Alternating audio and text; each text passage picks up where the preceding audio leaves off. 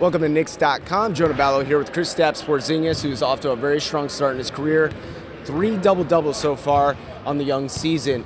So far, how are you feeling? You know, we're early into this thing, but you seem to be getting more and more comfortable on the floor. What have you seen so far in these early games? We're getting better as a team, every game. That's what I'm seeing. Obviously, we had, a stretch of 3 lost games in a row, but, we bounced back yesterday. We beat the Lakers. We got to stay that way, and me, myself, I'm just trying to play hard every game. I know not every game is going to be a good game for me. I'm going to have up and downs, but I try to stay mentally and physically the same way for every game. So, it's if I have a bad game, it's because, just the shots didn't go in, or it's not because I wasn't well prepared for it. I was talking to Robin the other day before one of the games, and he said specifically about playing with you, it's interesting. He's trying to feel how you like to maybe pop to the outside, whereas he'll be the roll man and working with another 7-footer. Is that sort of an interesting experience working with the 7-footer there in the paint for you? For sure, playing with Robin, makes my job much more easier. He's a big guy. He's under the rim. He's always there for the offensive rebound. He's always rolling. I know what he's going to do. It's easy for me to read. It's probably a little harder for him to read what I'm gonna do, But we're all reading each other and playing off of each other. But me playing alongside Robin is great. He's like a big brother to me on the court too. Wherever he's gonna set good screens for me. He's gonna fight for a rebound every time, the same way I do. So. Robin is a great help for us. Yeah, and also pairing with Carmelo Anthony, a guy that when you guys seem to be running some more of those high pick and roll sets where you can pop out and he can decide whether he's going to get the double team or throw a pass back to you. Are you starting to see some opportunities there with those high pick and rolls with Carmelo? Sure. Carmelo creates for everybody. So, all the attention is on him, and that's how we can get wide open shots and keep on playing, and create for others. So, Melo draws all the attention. He has the hardest job, but I think he's doing a great job making us open and getting us great shots.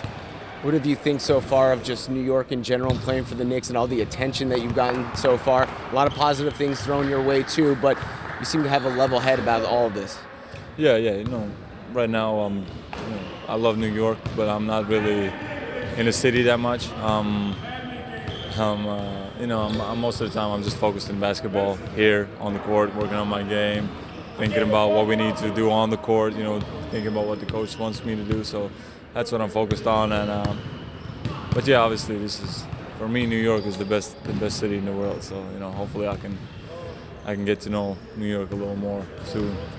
Looking at Toronto, a matchup, this team started off hot, 5 straight wins. They've lost their last 2.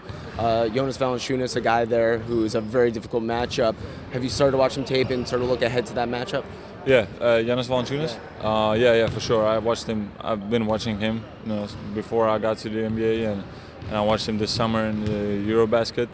He's a great player. He was a high pick in the draft, and he's proved himself. So, he's a bully in the paint, so it will be a tough matchup for sure, but I'm looking forward to it, especially because, Latvian-Lithuanian rivalry, so it will be fun. A little international flavor there in Toronto. I like that. Just going back to real quick about your, training and playing overseas against older guys. I mean, you seem to have adjusted quickly and naturally to the NBA game. How much of a help do you think that was?